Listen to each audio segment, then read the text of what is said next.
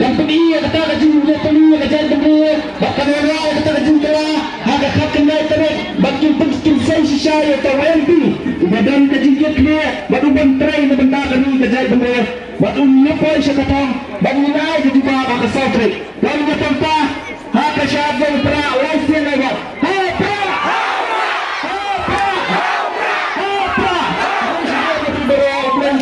Let's go. Siya bagi-bagi ba't kinangalan na magkapor kakangkin udan sa kaya kajingalang kaya pamamura pens ipanag na free